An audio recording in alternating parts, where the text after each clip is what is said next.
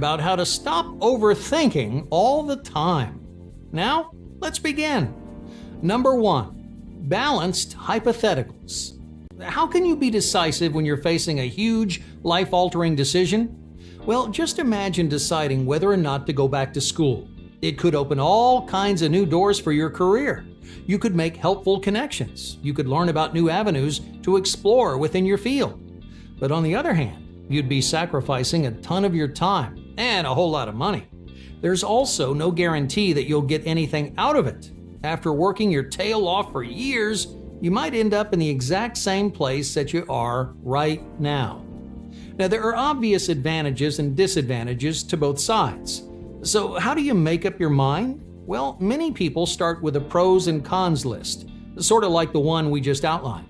You write down all the good things on one side and all the bad things on the other, and then all you have to do is compare.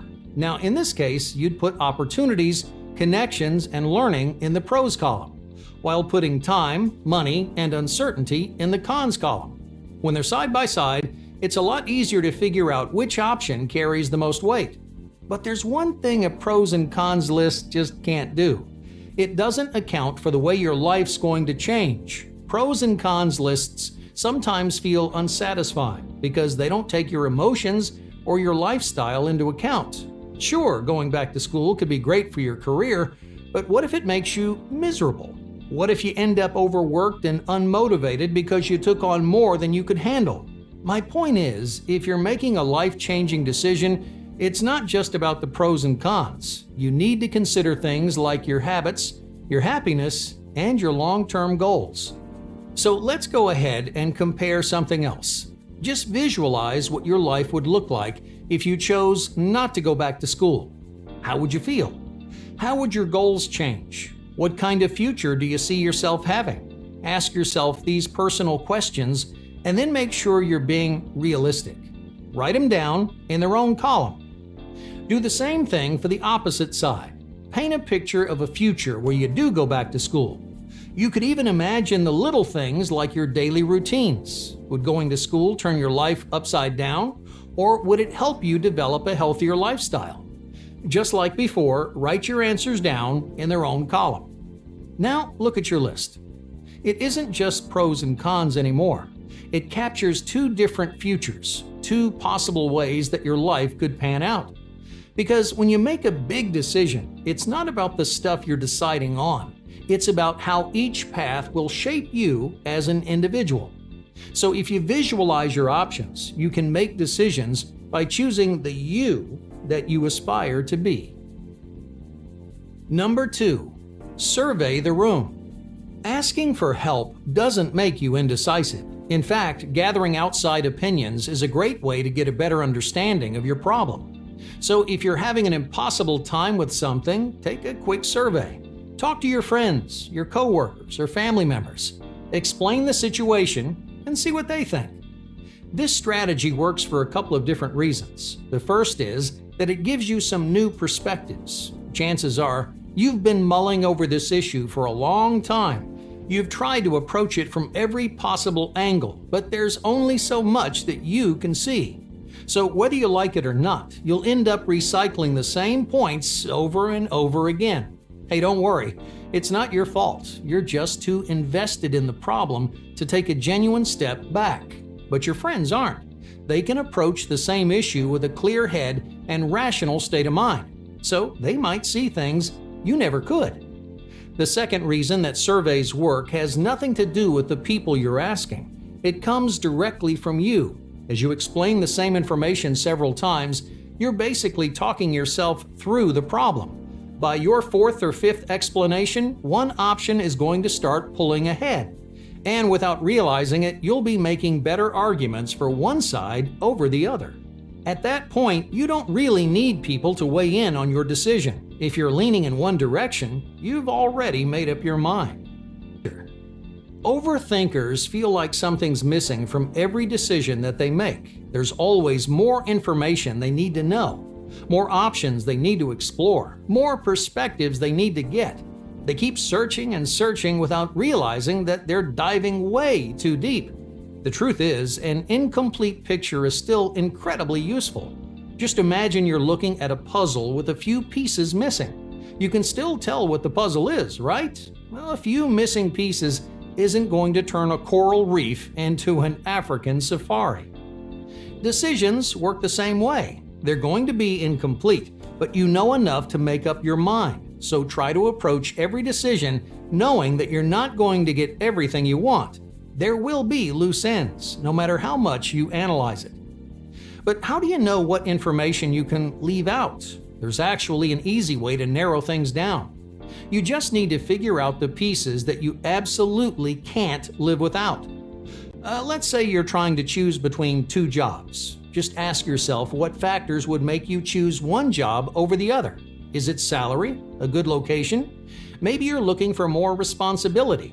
If it's important enough to change your mind, well, then it's something you need to know.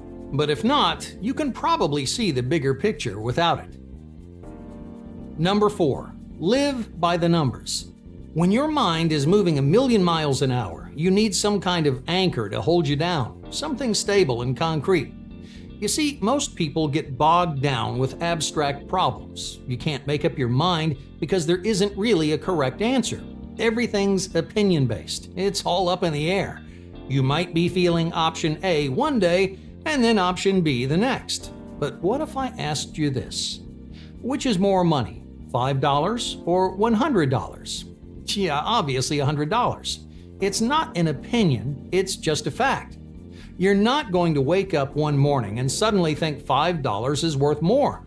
That's the beauty of concrete problems. There's a right answer, so you don't need to waste time overthinking. But how do you turn an abstract issue into a concrete solution? Well, instead of jumping into your thoughts, do your research, gather some data. Let the numbers speak for themselves. Sometimes emotions are important things to consider.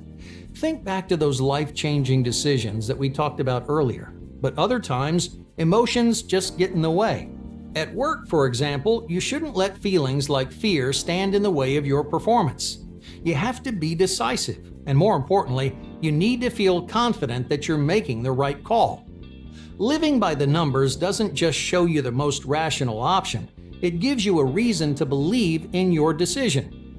I can't understate how important this is, because the more you believe in yourself, the more decisive that you'll be in the future. Number 5. Understand your gut. The phrase, go with your gut, gets thrown around a lot. It means you should follow your intuition. Choose the option that feels right, even if you aren't entirely sure. But many chronic overanalyzers think this advice is a bunch of nonsense, and for good reason. How can your gut understand all the details of a really complicated situation? Yeah, sure, your gut reaction may make sense in the moment, but how does that decision affect you in the long run?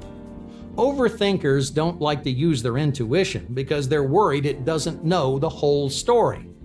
But your intuition isn't some wishy-washy flip of the coin. It's a genuinely effective decision-making tool. Why is that? Well, because it's a product of years of experience. Even if you can't consciously recall why one option feels better than the other, that doesn't mean it's random. Your intuition is an educated choice based on all your successes and failures. That's why some instincts are more valuable than others. Just think about it. The instincts of a CEO with 40 years under her belt are worth a whole lot more than the instincts of a new intern. Thanks to all her experience, her instincts have been refined and developed. So, if you want to stop overthinking, just learn to trust your intuition. You may not know what to do, but there's a good chance your gut does. Number 6. Flood the negatives with positives. Overthinking is a destructive cycle, especially for your productivity. When you realize you're diving too deep, what do? You might try to bury those thoughts or pretend the problem just doesn't exist.